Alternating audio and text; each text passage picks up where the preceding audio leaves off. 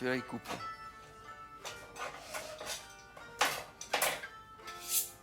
Voilà. Coupera mieux. Voilà.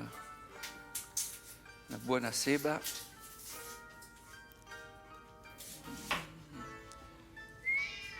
Oh, soufflette, tu gonfles. Il est midi moins le quart. Pour continuer cette belle et chaude journée, voici une petite valse avant de se retrouver pour les infos avec Jean-Marcel Patulacci. Ah, l'oignon, ça fait pleurer, mais qu'est-ce que c'est bon. Ouais. Et l'odeur. Ah, l'odeur de l'oignon qui cuit. Vai que tu cherches le parfum. Moi, je me parfumerai à l'oignon et un peu d'ail sous les bras. Marie, va un peu me chercher un peu de thé au jardin, va. Bouge, un plastras.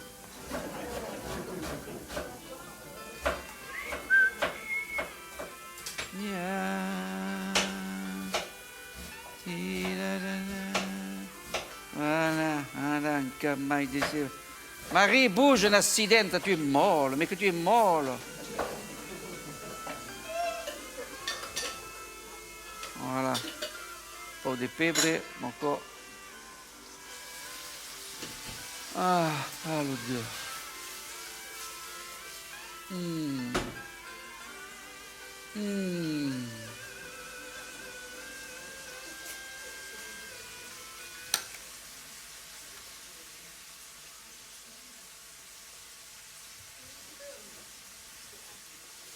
J'arrive de vacances.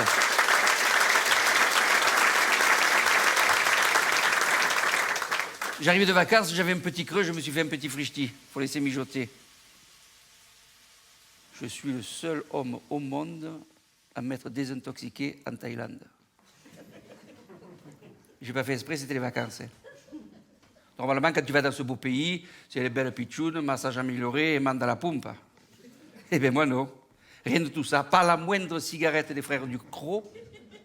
Pas de brousse, pas de pambagna, pas de pissaladière, rien. Juste du riz avec un peu de ci, un peu de ça, à déguster.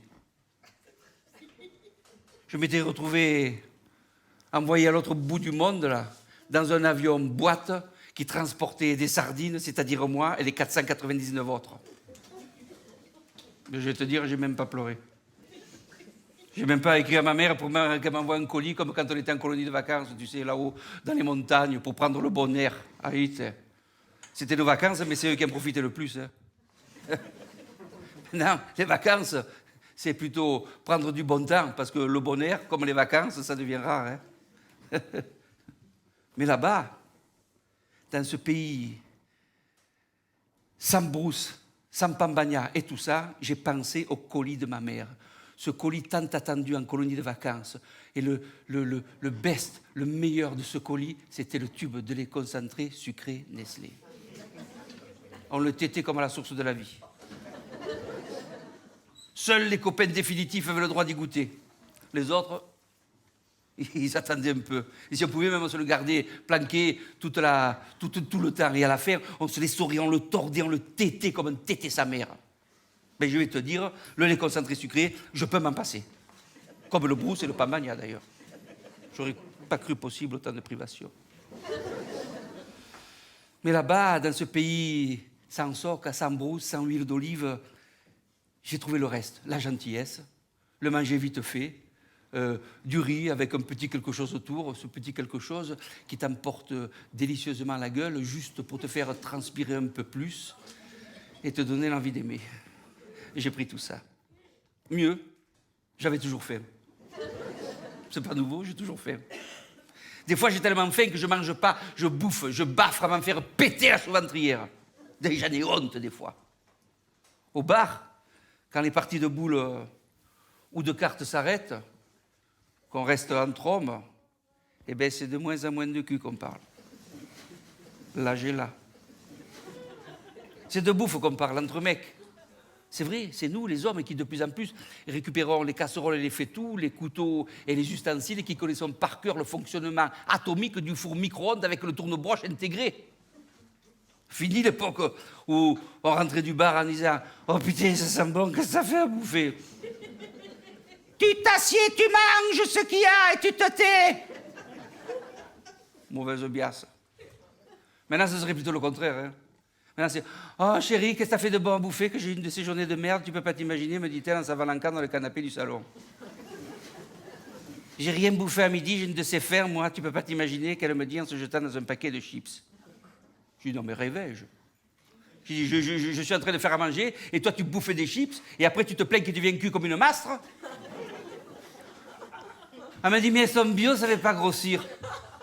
Et ta connerie, elle est bio aussi, elle ne fait pas grossir ta connerie. Il nous gonfle avec le bio. Bio d'acquis, bio d'ala, faut manger bio, faut être bio, même le diesel, il est bio. Tout le monde il est bio, tout le monde il est gentil. Remarque, ça m'a pris à la même vitesse que ça m'a gonflé, mais ça m'a pris. Hein. Parce qu'à force de me dire qu'on allait tous mourir complètement pollutionnés, ça a pris du temps, mais j'en ai pris conscience. Je me suis dit, si la planète part en baraque, je veux que ça soit sans moi, que je n'y participe pas, ou au pire, sans faire exprès. Ça a commencé par les cabinets. Quand il a fallu mettre une brique dans la chasse pour économiser l'eau. Du coup, quand on allait au cabinet, il fallait tirer 2 fois la chasse.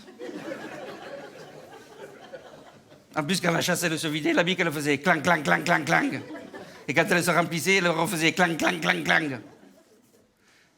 Quand le plombier est venu pour remplacer la chasse que la brique avait cassée, il m'a dit, vous savez, au lieu de la brique, vous devriez mettre une bouteille plastique remplie d'eau. C'est un conseil, ça fait 400 €. Mais maintenant, on te le montre vue d'avion que la planète elle part en baraque. Tu ne peux pas dire le contraire, tu le vois, on te le montre. Et c'est beau en plus. Et tu te sens responsable. Tu te dis, mais pourquoi moi ? Pourquoi j'ai participé au massacre ? Les bébés phoques, la phoquerie équatoriale, l'antilope aux couilles rouges, le singe aux couilles bleues. Je ne peux plus. Je souffre. C'est ma faute. C'est ma très grande faute. Faut que je fasse quelque chose. Ça me fait transpirer. J'ai mal partout. Faut que je fume.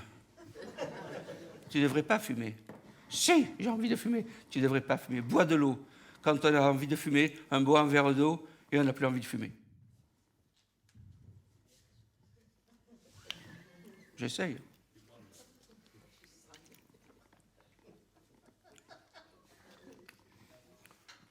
J'ai plus soif, mais j'ai encore envie de fumer. Je ne devrais pas, je sais. Le tabac tue, je l'emmerde. Fume pas, tais-toi. Fume pas. Si, je fume. Fume pas, je te dis. Bon, je l'éteins. Heureusement, ma femme m'encourage. Je t'interdis de boire, de fumer, de manger du mauvais cholestérol. Je te signale que je n'assisterai pas à tes cancers. Je t'interdis d'être malade. Je ne veux pas que tu sois malade. Pense à toi, pense à nous, pense à moi. Tu m'as compris, Je t'ai compris, je t'ai... Oh. Ah, c'est sûr que pour elle, il n'y a pas de problème. Hein. Elle n'a jamais bu ni fumé. Enfin, fumer, je te parle de la clope. Je te parle même pas du chichon, elle croit que c'est de la drogue. C'est une sainte. Si je l'écoutais, on mangerait des légumes bouillis avec du riz complet arrosé de sauce soja, que li venghesse. Mais heureusement, c'est moi que je fais le manger. Et quand je fais le manger bon. Et quand je fais le manger bon, madame, elle le mange bien. Du coup, l'année dernière, avant les vacances, elle s'est trouvée un peu gonfle. Alors, elle a fait le régime d'Aucan. Elle a dégonflé. Et 6 mois après, elle régonfla. Alors, je dis, oh, c'est plus le régime d'Aucan qu'elle fasse le régime d'Aucate. Et des fois même, il lui prend la lubie, elle fait une cure interne, un lavage professionnel, comme elle dit. Tout en elle doit se changer. Alors pendant 3 semaines, elle mange le midi des endives, le soir des poireaux. En 15 jours, il y avait les rayures. Vertes et blanches, on dirait qu'elle joue à Saint-Étienne. Par contre, quand elle fait le régime carotte, céleri, mangue, question rayures, on te dirait les chenilles. Je dis rien, j'ai faim de tout, j'ai faim d'amour. Et puis se taper une belle chenille, c'est de l'amour exotique, un cadeau des tropiques, non. Par contre, pour la cure d'ananas, ça lasse, c'est tout blanc. Mais la cure d'épinards, je vais te dire, ça te travaille le nénuphar. Mais quand vient l'été... Ah, quand vient l'été, c'est de salade de bigarrée qu'elle se part. Alors là, je te dis passer le pied, il y a tout qui est bon, il n'y a rien à jeter. L'été donne faim d'amour et de crustacés. Il faut que je revienne au début.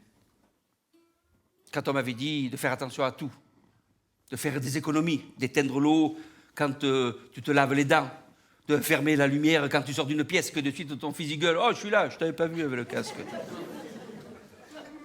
Du coup, j'ai éteint tous les appareils en veilleuse, j'ai changé les ampoules normales par des ampoules basse consommation qui te coûtent la peau des balles, mais heureusement amorties en 15 ans. Et c'est en me prenant la porte au milieu du front que je me suis rendu compte qu'elles avaient un léger retard à l'allumage. Et le temps que je prévienne tout mon monde, ma femme s'était déjà chavirée dans l'escalier avec les courses. La petite Marie, c'était la porte au milieu du front. Et mon fils Jeannot, je ne sais pas, ça fait un moment que je ne l'ai pas vu. Par contre, à l'heure de manger, je les vois tous les deux. Hein. Son frère, sa sœur et lui, là, ils viennent, mais alors volontiers. Même pas, ils se posent la question s'ils vont manger bon. Ils le savent. Ça me fait plaisir. Et puis moi, j'ai la chance que mes enfants, ils mangent presque de tout. Le problème, c'est le presque.